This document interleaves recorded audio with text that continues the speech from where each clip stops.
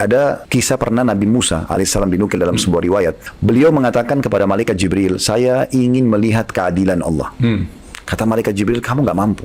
Dia bilang, tapi saya pengen sekali mengetahui. Betul. Ringkas cerita, malaikat Jibril melapor kepada Allah, lalu Allah mengatakan, kalau gitu suruh Musa datang ke satu sungai, dia hanya nonton saja. Tidak usah menanggapi apa-apa, jangan ambil keputusan apapun. Nabi Musa datang menjauh dari jarak jauh, dia melihat sungai itu. Cuma nonton saja. Yang terjadi yang pertama adalah, ada satu orang lewat, menunggangi kuda, karena ini masa klasik dulu, belum ada mobil.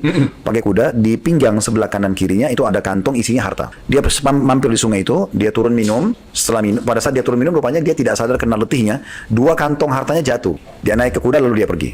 Datang orang kedua, anak kecil, datang, minum juga di sungai itu, dia lihat ada 2 kantong harta, nggak ada orang, dibawa.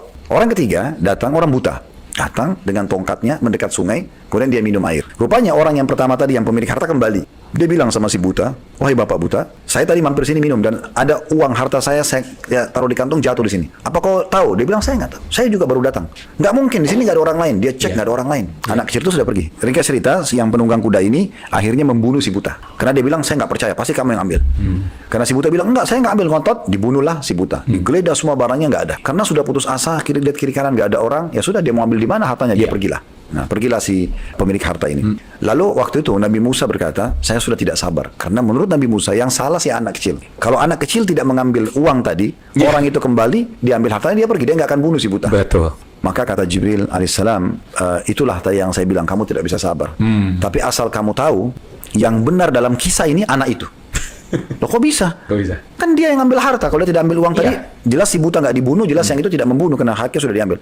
Dia bilang begini ceritanya. Ini anak kecil ini punya ayah. Ayahnya ini pernah bekerja ya pada si pemilik harta. Dulu jadi pegawainya. Dan orang ini zalim, tidak memberikan uang, tidak memberikan gajinya, dan diusir pergi. Dan apa kau tahu Musa? Uang si ayahnya anak ini sejumlah 2 kantong itu. Allah punya cara mengembalikan kepada dia. Jadi jatuh, anak itu tidak tahu apa-apa, dia masih kecil, diambil sama dia. Tapi itu hak ayahnya.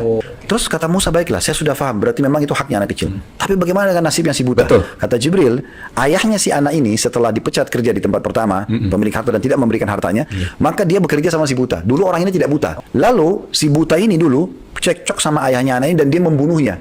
Jadi si buta ini pembunuh ayahnya anak ini. Oh, iya. Maka Allah datangkan orang itu mengembalikan uangnya kepada si anak ini. Itu caranya. Dan yang membunuh buta ini dibunuh oleh orang yang zalim.